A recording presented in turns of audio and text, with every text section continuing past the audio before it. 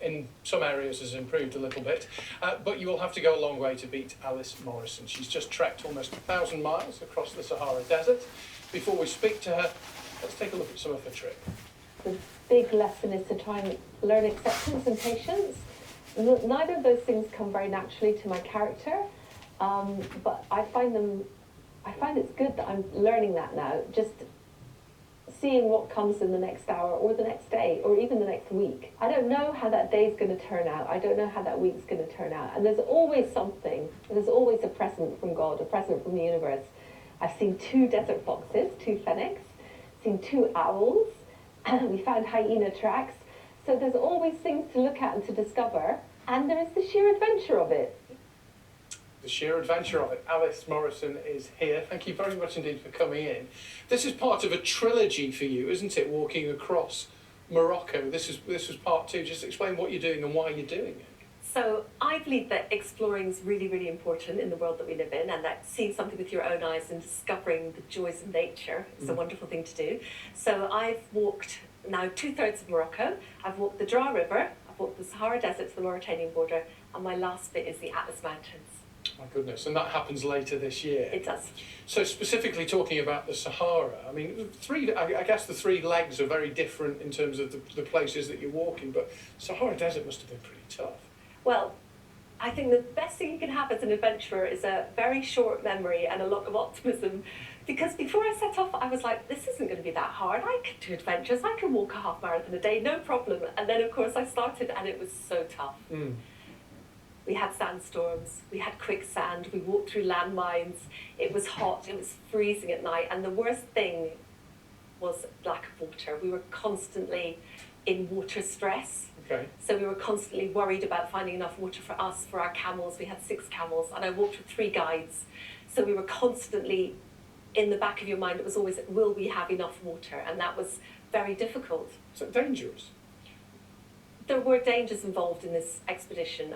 The quicksands, we almost lost the camels, and that would be the end of. And if we hadn't been given water by the nomads we met along the journey, we would have had to either abandon or die. And I don't mean this, please don't take it as in a disrespectful way, but just listening to the way that you're talking, was it not a bit irresponsible? No. The whole point, I mean, you know, people all, as long as we've existed as human beings, we have always roamed the earth. And I think it's, on the contrary, it's not irresponsible, it's the opposite, because what I'm doing is bearing witness to what I've seen with my own eyes and telling people the stories and telling people that actually climate change is happening, and over there it's about drying out, whereas here it's all about lots and lots and lots and lots of rain. And then I'm also telling the story about how you meet these people who are so different from you, and yet you have your humanity in common, and in fact you're the same. So no, I think it's responsible. And when you mentioned water stress, it sounds like that's a term, is it? That's a technical term. I think it is, and the thing about the Sahara is desertification is a real problem on the planet, obviously not here, but 16% of arable land a year is being eaten up by the desert worldwide, which is huge, and the Sahara, biggest hot desert on earth, enormous, has grown by 10%. And people can't live there anymore because the little bits of vegetation that there are now drying out, so they're having to move or adapt. And one of the great things is humans are so adaptable. So for example, the nomads now have these enormous plastic bags. They can carry 60 metric tons squared of water, which is just an awful lot. They fill them up by lorry. They bring water in from the cities, fill up these bags, and then they use them to water their camels. Okay. So it's old and new. And interestingly, when you talk about the drying out and the lack of vegetation and the reduction in the amount of water, presumably, therefore, there's fewer living things around. That is true. I mean, some things can live on nothing. So, for example, the desert fox can live its whole, and it's like a little rabbit with huge fox ears. It's so cute. But it can live its whole life without any water, which is amazing. Wow. But yeah, someday there was one really sad part of the journey when I started counting ants, because they were the only living thing I saw. And I go, oh, look, it's an ant. And it was like, there's an anthill, yay! And is it, I mean, on some of the pictures we see you walking and the sand looks quite packed, but equally there are other times when there are dunes. I mean, it must be really hard to walk 13 miles a day in that heat through that kind of sand. Yeah, honestly, soft sand is a nightmare. I mean, it really is a nightmare to walk on. It really hurts your feet, it hurts your hips, hurts your legs. So, you know, you're always hoping that it's going to be hard packed. The soft sand, the dunes look beautiful, but actually we would try and avoid them and walk on the hard packed stuff. Now, you brought a couple of things in that you picked up I have. on your travels. I mean, they look like bits of rock, but there's more to it than that. What are they? Well, these three things here Yeah. are Stone Age tools, and I don't know, can you guess what that one is? A knife? It's a spoon, Oh, a spoon? and I actually ate my porridge with it. Oh my goodness. This one is I think that was easier. Imagine a long stick. A spear, yeah, an arrow. Yeah, a Okay. spear or an arrow, and this is Okay. it's a knife, and it actually works. We cut through cord with that. And Wow. the interesting things about these is we used to find them wherever we were camping, Uh-huh.